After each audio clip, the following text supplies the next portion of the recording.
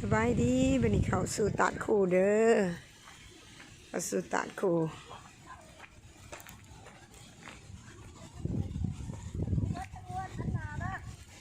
ปลา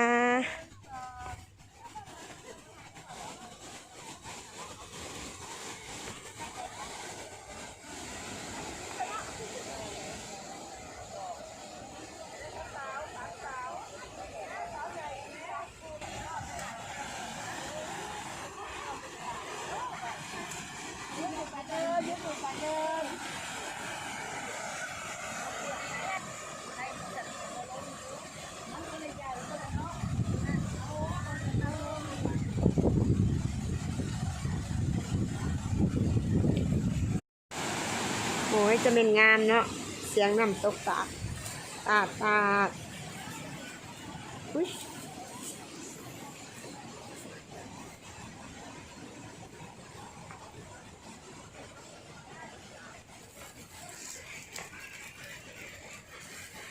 นี่จะเป็นตูบเนาะตูบนางแหวนมาถ่ายบ่บางนี่แหวนถ่ายไหมถ่ายไหมลูกกะเอิญถ่ายลูกกันเนี่ย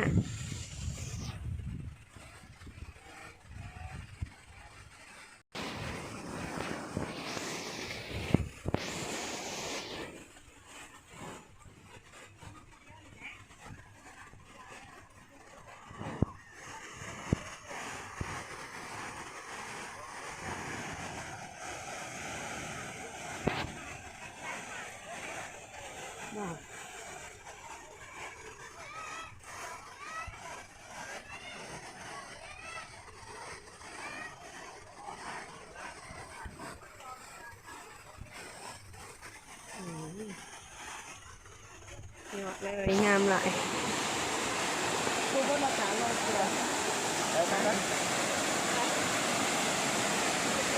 โอ้งามแท้ๆ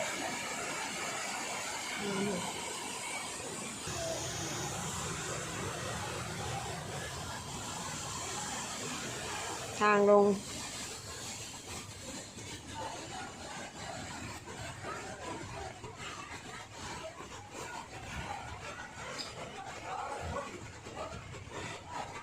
ลงมาสิเป็นห้านกายเครื่องเนาะ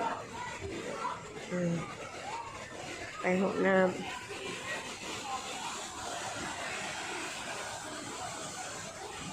เอามาเก็บขี้เหงื่อนะบ่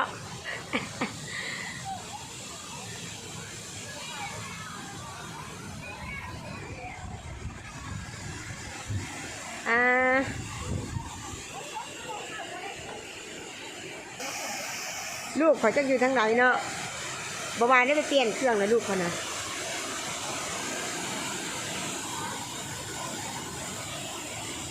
จะเป็นงาม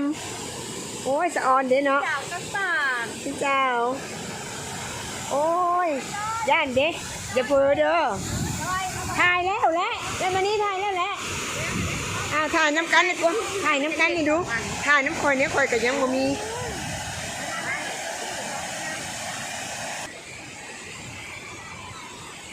เอาสองวะ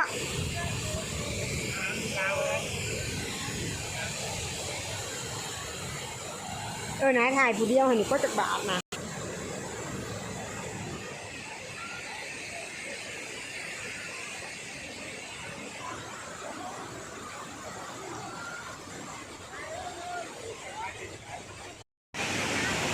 เดี๋ยวไปถ่ายนี่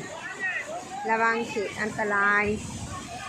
อันนี้เขตแจ้งเตือนเนาะห้ามลงเขตน้ำเลิก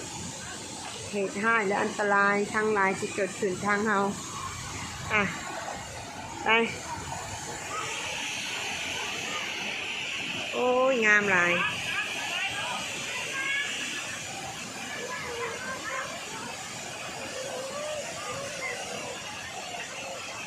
เยอะมาชมนั่งตกจากคู่เลยงามแท้ว่าพี่น้องงามแท้งามว่า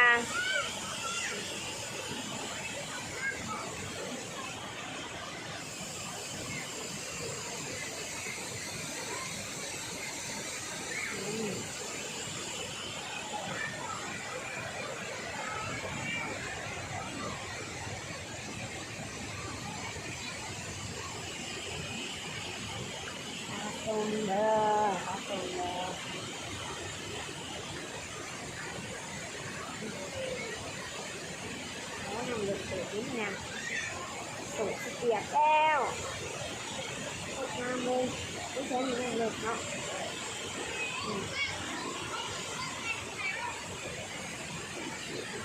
ก็เหม็นงาม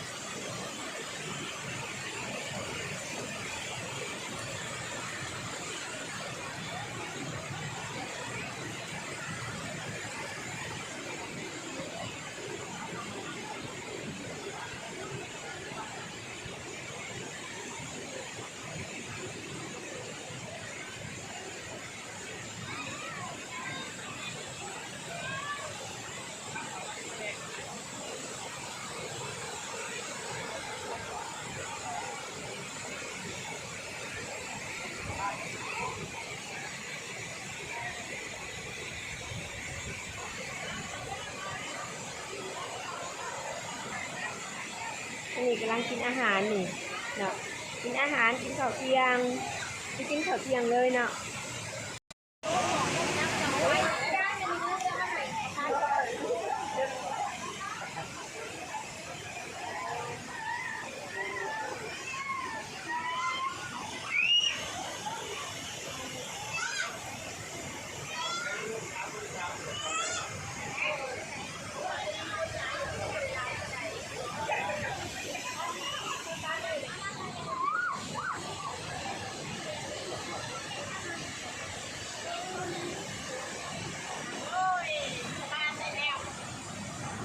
บ้ากันแนว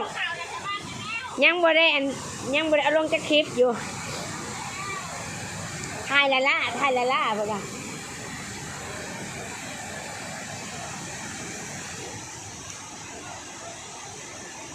งามหลาย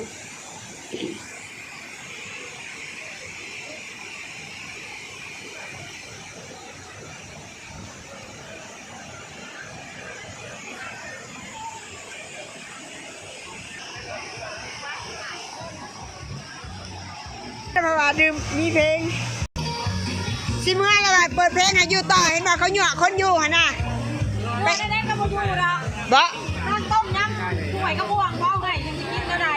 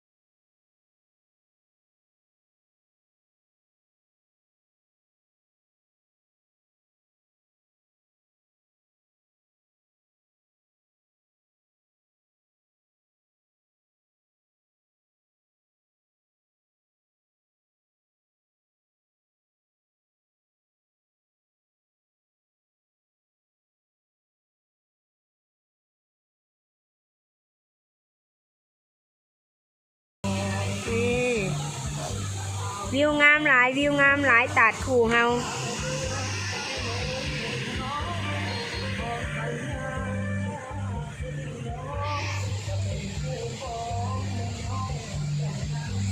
มีลองเรืออีเดนนี่นะว้าว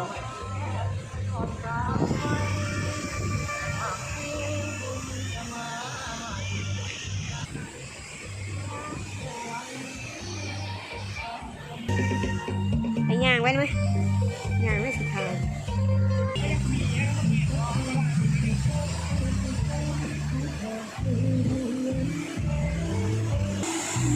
ก็เจ้าขึ้นขาเลยได้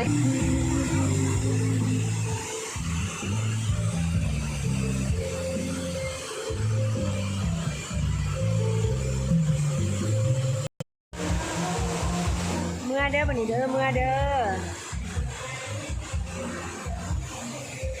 พิซาเมื่อแล้ว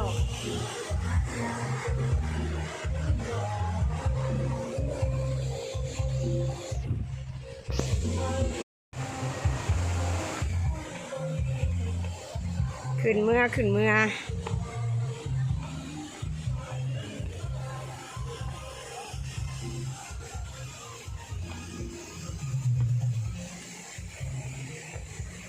ร้อยคือบริถ่ายหูนี่เนาะซิวๆว่ะสัน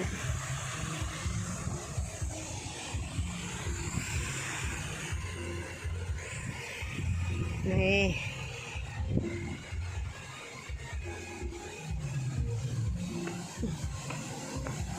ต่างประเทศพร้อมเนาะโอ้อันนี้คือจุดน้ำเด้อจุดมาหอดเทิงเลยเนาะอันนี้บอลเขาสิเมือโอ้วิวโคตรงามเลยทางเทิงเนาะนี่เมื่อแหละหรือว่าเขาลงมาเขาจะเจออยู่นี่เนาะขาเมื่อหรือขากลับเขาไปอยู่นี่เลยเนาะ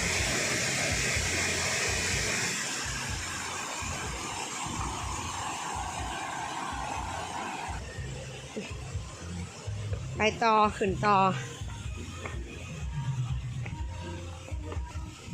นี่น้ำตกตัดคู่ก็ให้ทานสุกดีเนาะเอาขึ้นมาโอ้ยเมื่อยหนึ่งนี่เนาะ